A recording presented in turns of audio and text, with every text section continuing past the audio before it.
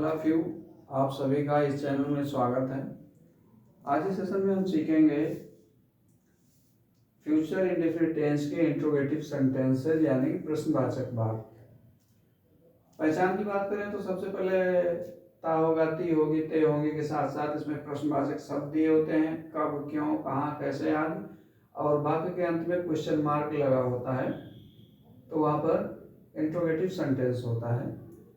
सहायक क्रिया यानी हेल्पिंग वर्ब विल या शैल का प्रयोग होता है, जैसा कि ही, सी, इट, यू, दे तथा ना किसी व्यक्ति का नाम हो उसके साथ हम विल का प्रयोग करते हैं। आई बी के साथ हमेशा हम शैल का प्रयोग करते हैं। तो इस तरीके से इसमें सेंटेंस भी, इंट्रोगेटिव सेंटेंस भी दो तरीके के होते हैं। पहले ऐसे सेंटेंस जिनके शुरू में क्या शब्द दिया होता है उनका स्ट्रक्चर अलग होता है, और दूसरे टाइप के ऐसे सेंटेंस जिनके मध्य में यानी कि बीच में प्रश्नवाचक शब्द दिए होते हैं, क्या, क्यों, कब, कहाँ, कैसे आदि, तो उनका स्ट्रक्चर अलग होता है। तो पहले स्ट्रक्चर देखते हैं जिनके वाक्यों के शुरू में क्या शब्द आता है। तो ऐसे वाक्यों में हम क्या शब्द की अंग्रेजी नहीं लिखते हैं, बल्कि वहाँ पर हम विल या शैल में से कोई एक सब्जेक्ट के अनुसार सब्जेक्ट से पहले लिखते हैं और फिर सब्जेक्ट आता है, फिर उसके बाद मेन वर्ब की फर्स्ट फॉर्म लिखते हैं और फिर ऑब्जेक्ट, और अंत में अदर वर्ड्स की अंग्रेजी लिखते हैं और सबसे आखिर में हम क्वेश्चन मार्क लगा देते हैं।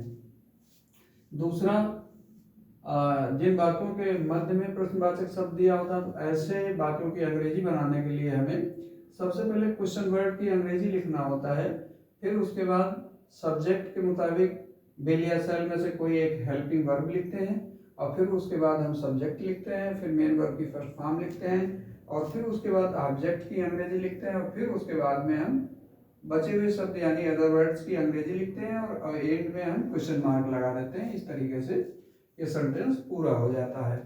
तो आइए अब हम अभ्यास करते हैं, कुछ वाक्यों के माध्यम से हम सीखेंगे जिससे कि हमें डाउट नहीं रहेगा और बेहतर तरीके से हम सीख जाएंगे। पहला सेंटेंस है, क्या वो गीता पढ़ेगा। अब देखिए इसमें क्या शब्द पहले आया है, प्रश्नवाचक शब्द, तो इसकी अंग्रेजी हम यहाँ पर नहीं लिखेंगे, बल्कि हम क्या करेंगे, यहाँ पर हम हेल्पिंग वर्ब पहले लिखेंगे। अब जैसे ही, सी, इट, यू, दे के साथ हम विल का प्रयोग करते तो यहाँ पर विल का प्रयोग होगा। तो यहाँ पर हम क्या करेंगे, विल को सबसे पहले लिख लेंगे और फिर उसके बाद सब्जेक्ट आ जाएगा जैसा कि स्ट्रक्चर में दिया हुआ है।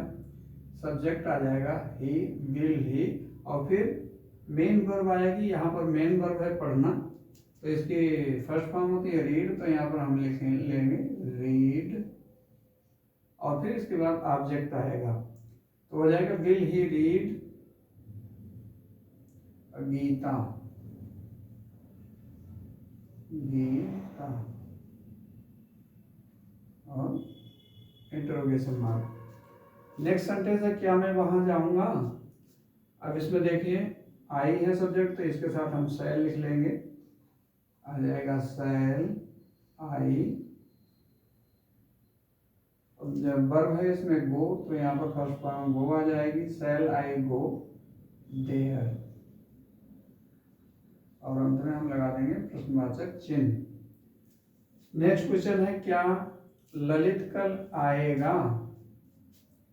अब यहाँ पर विल आएगा हेल्पिंग वर्ब, यहाँ पर विल लिख लेंगे, फिर हम ललित लिख लेंगे, विल ललित, और मेन वर्ब इसमें कम हो जाएगी, फर्स्ट फॉर्म कम होती है आना की, तो क्या ललित कल आएगा, will Lalit come tomorrow, TOMORROW,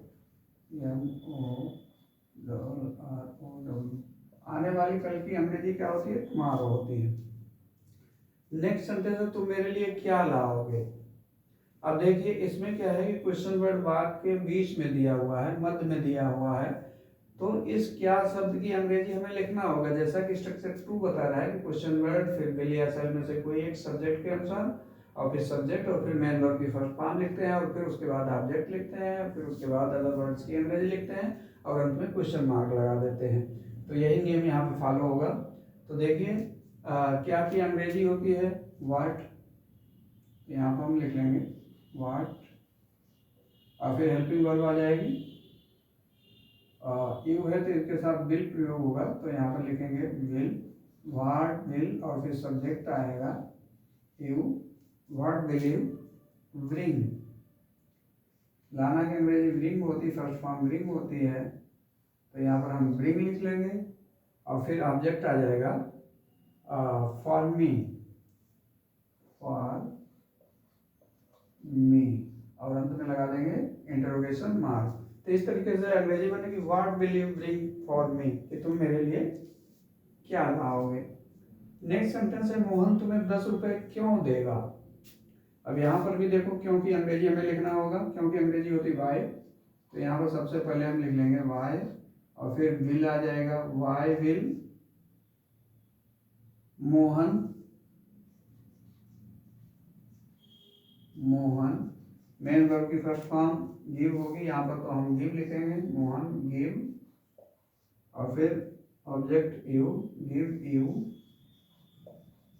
10 rupees, 10 rupees और अंत में क्वेश्चन मार्क लगा देंगे। तो इस तरीके से अंग्रेजी बनेगी भाई will Mohan give you 10 rupees. Next sentence है कल वो कहाँ जाएगा। अब कहाँ की अंग्रेजी वेयर होती है, तो यहाँ पर सबसे पहले हम लिखेंगे वेयर और फिर आ जाएगा यहाँ पर विल, वेयर विल, उसके बाद आ जाएगा सब्जेक्ट ही, यहाँ पर हम ही लिख लेंगे क्योंकि वहाँ की अंग्रेजी ही होती है और फिर आ जाएगी मेन वर्ब की फर्स्ट फॉर्म, यहाँ पर आ जाएगी गो और अंत में लग जाएगा क्वेश्चन मार्क। तो इस तरीके से सेंटेंस बनेगा वेयर विल ही गो, कि वेयर विल ही गो और कल की भी अंग्रेजी यहाँ पर लिखेंगे, कल की अंग्रेजी हो जाएगी टुमारो, टुमारो और एम्स में क्वेश्चन मार्क। लास्ट सेंटेंस है अध्यापक कब स्कूल आएंगे।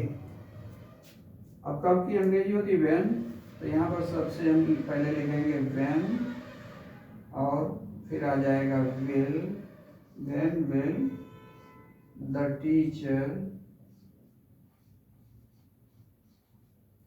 टीचर सब्जेक्ट हो गया और फिर इसके बाद आ जाएगा मेन वर्ब, मेन वर्ब आएगी कम, फर्स्ट फॉर्म कम होगी यानी, और फिर ऑब्जेक्ट आ जाएगा कम टू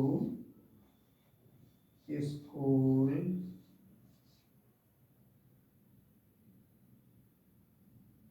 और अंत में लगा देंगे हम क्वेश्चन मार्क। इस तरीके से वाक्य की अंग्रेजी पूरी होती है। When will the teacher come to school. तो इस सेशन में हमने फ्यूचर इंडेफिनिट टेंस के प्रश्नवाचक वाक्यों की अंग्रेजी बनाना सीखा। इस सेशन में इतना ही।